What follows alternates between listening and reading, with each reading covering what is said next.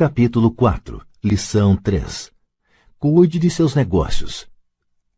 Em 1974, Ray Kroc, fundador do McDonald's, foi convidado a fazer uma palestra para a turma de MBA da Universidade do Texas, em Austin. Um querido amigo meu, Kate Cunningham, era aluno dessa turma. Depois de uma exposição forte e inspiradora, os estudantes perguntaram a Ray se gostaria de juntar-se a eles num bar que frequentavam para tomar uma cerveja. Ray aceitou gentilmente. "Qual é o meu negócio?" perguntou Ray, quando todo mundo já estava com o seu copo de cerveja. Todos riram, conta Kate. A maioria da turma pensou que Ray estivesse brincando. Ninguém respondeu e Ray repetiu a pergunta. "Em que negócio vocês pensam que eu atuo?" Os estudantes soltaram uma gargalhada e, finalmente, uma alma corajosa gritou. "Ray, não há ninguém no mundo que não saiba que você está no ramo de hambúrgueres." Ray deu uma risada. "Achei que vocês fossem responder isso mesmo." Fez uma pausa, disse rapidamente. "Senhoras e senhores, eu não atuo no ramo de hambúrgueres. Meu negócio são imóveis." Kate conta que Ray passou um bom tempo explicando seu ponto de vista. Em seu plano de negócios, Ray sabia que o principal foco era a venda de franquias de hambúrguer, mas nunca perdeu de vista a localização de cada franquia. Ele sabia que os imóveis e sua localização eram o mais importante fator de sucesso de cada franquia. Basicamente, a pessoa que comprava a franquia estava também comprando o terreno em que se situava a franquia da organização de Ray Kroc. O McDonald's é hoje o maior proprietário individual de terrenos no mundo, superando até a Igreja Católica. Atualmente, o McDonald's é proprietário de alguns dos cruzamentos e esquinas mais valiosos, não só dos Estados Unidos, como também de outras partes do mundo. Kate diz que essa foi uma das mais importantes lições que recebeu em sua vida. Atualmente, Kate é proprietário de lava-carros, mas seu negócio são os terrenos que estão por baixo desses lava-carros. O capítulo anterior terminou com exemplos ilustrando que a maioria das pessoas trabalha para todo mundo, menos para elas próprias.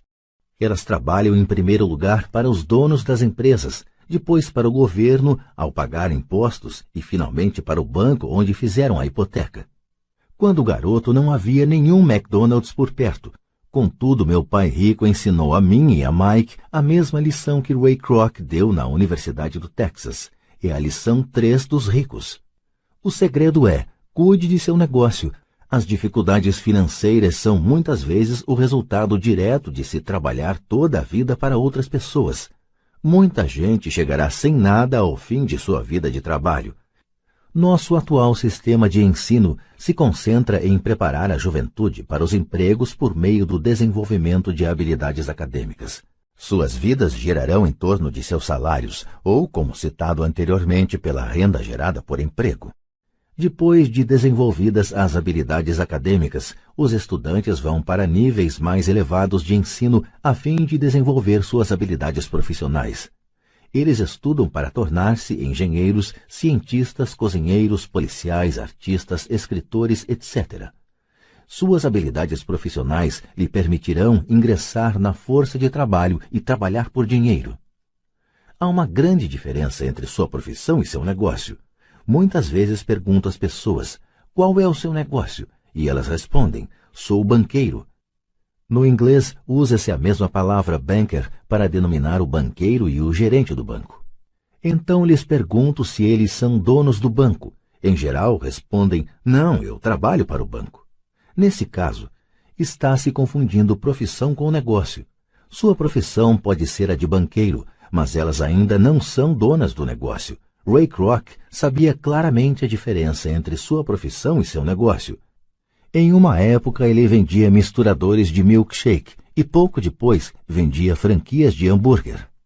Mas enquanto sua profissão era vender franquia de hambúrguer, seu negócio era acumular imóveis, geradores de renda.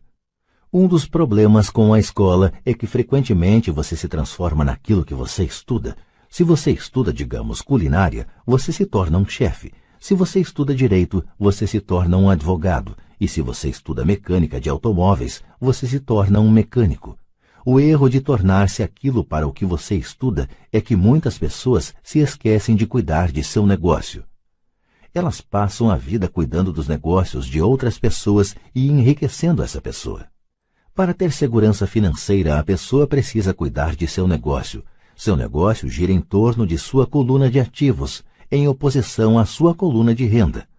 Como dito anteriormente, a regra número 1 é conhecer a diferença entre um ativo e um passivo e comprar ativos. Os ricos se concentram em sua coluna de ativos, enquanto os demais se preocupam com a sua demonstração de renda. É por isso que ouvimos com tanta frequência: preciso de um aumento. Se pelo menos conseguisse uma promoção, vou voltar a estudar para procurar um emprego melhor. Vou fazer hora extra. Quem sabe consigo mais um emprego. Vou me demitir em 2 semanas. Encontrei um emprego com salário melhor. Em alguns círculos, estas são ideias sensatas. Contudo, se prestar atenção em Ray Kroc, verá que ainda não está cuidando de seu negócio. Essas ideias todas ainda focam a coluna da renda e só ajudarão a pessoa a ter mais segurança financeira se o dinheiro adicional for utilizado na aquisição de ativos geradores de renda. A principal razão pela qual pobres e classe média são conservadores do ponto de vista financeiro, o que quer dizer não posso me arriscar, é que eles não têm um embasamento financeiro, apenas agarram-se a seus empregos, fazem o que é seguro. Quando o corte de pessoal se tornou a coisa in a ser feita, milhões de trabalhadores descobriram que seu chamado maior ativo, sua residência, os estava comendo vivos. Seu ativo chamado de casa ainda lhes custava dinheiro a cada mês. Seu carro, outro ativo, os devorava. Os tacos de golfe guardados na garagem e que tinham custado $1.000 já não valiam isso. Sem segurança no emprego, não tinham nada a que recorrer. O que eles pensavam que eram ativos não os podia ajudar a sobreviver em uma época de crise financeira. Imagino que todos nós já tenhamos preenchido uma ficha de cadastro para solicitar um financiamento bancário para comprar um imóvel ou um automóvel. É bem interessante olhar para o item patrimônio líquido. É interessante porque é isso que os bancos e as práticas contábeis aceitam como ativo de uma pessoa.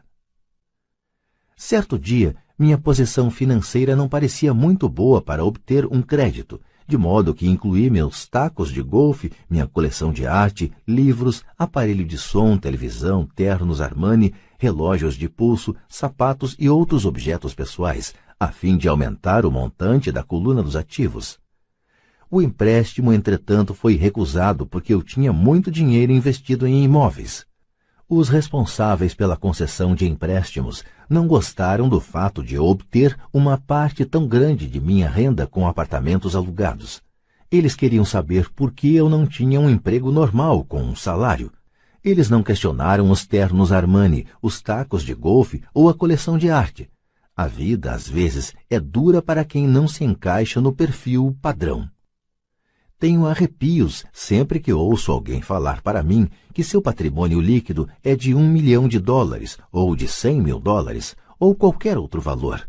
Um dos motivos por que o patrimônio líquido não é um indicador acurado é simplesmente porque no momento em que você começa a vender seus ativos, seus ganhos são tributados. Muitas pessoas se envolvem em dificuldades financeiras quando sua renda é reduzida. Elas tomam empréstimos, elas vendem seus ativos. Primeiro, seus ativos, em geral, só podem ser vendidos por uma fração do valor declarado em seu balanço pessoal. Ou, se houver um ganho na venda desses ativos, esse ganho será tributado. De modo que, repito, o governo pega uma parte dos ganhos, reduzindo assim o montante disponível para auxiliá-las a sair da dívida. Por isso, costumo dizer que o patrimônio líquido de alguém frequentemente vale menos do que ele pensa. Comece a cuidar de seus negócios. Fique no seu emprego, mas comece a comprar ativos reais, não passivos ou objetos pessoais que não têm valor real, uma vez que você os leva para dentro de casa. Um carro novo perde cerca de 25% do preço que você paga no momento em que sai da concessionária. Não é um ativo verdadeiro, mesmo que seu banco permita que você o liste entre seus ativos. Meu novo taco de titânio, que custou $400, passou a valer $150 no momento em que pisei no campo de golfe.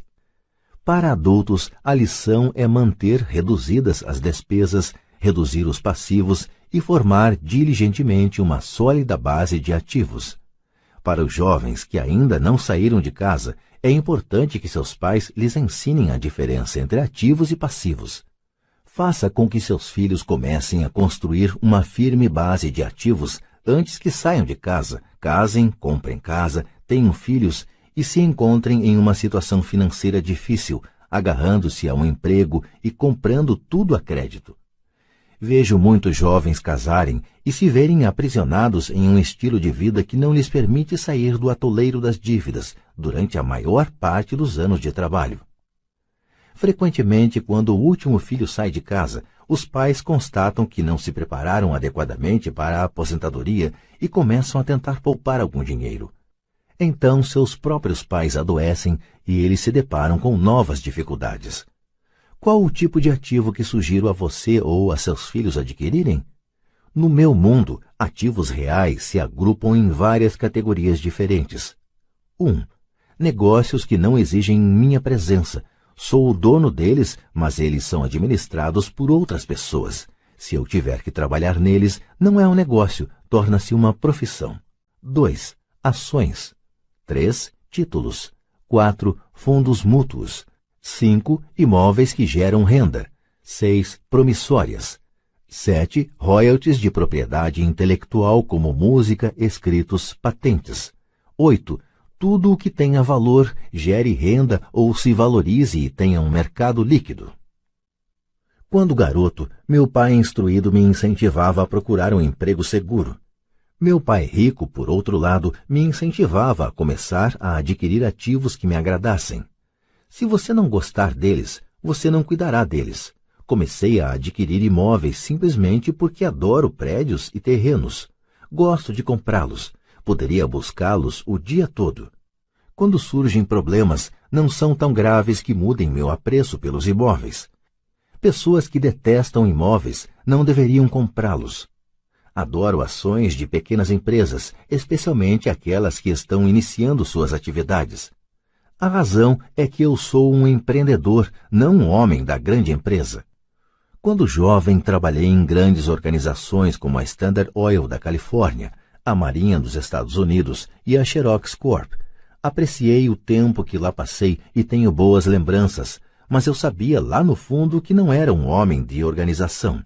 Gosto de iniciar empresas, não de dirigi-las. Então compro, em geral, ações de pequenas empresas e, às vezes, até inicio a empresa e depois a levo ao mercado. Podem-se fazer fortunas com a emissão de novas ações e eu gosto desse jogo. Muitas pessoas têm medo de pequenas empresas e as consideram arriscadas, e de fato o são. Mas o risco sempre é diminuído se você gostar daquilo em que está investindo, entendê-lo e conhecer o jogo. Com pequenas empresas, minha estratégia é de investimento, é desfazer-me das ações no prazo de 1 ano. Por outro lado, minha estratégia para os imóveis é começar com pouco, depois trocá-los por imóveis maiores e, portanto, adiar o pagamento dos impostos sobre os ganhos. Isto permite que seu valor aumente acentuadamente. Costumo ficar com os imóveis menos do que 7 anos. Durante anos, mesmo quando estava na Marinha ou na Xerox, fiz o que aconselhava meu pai rico. Fiquei no meu emprego, mas ainda assim cuidava dos meus negócios. Estava atento à minha coluna de ativos, negociava com imóveis e ações. Pai rico sempre destacava a importância da alfabetização financeira. Quanto melhor eu entendesse a contabilidade e a gestão do dinheiro, melhor eu poderia analisar investimentos e, por fim, construir minha própria empresa.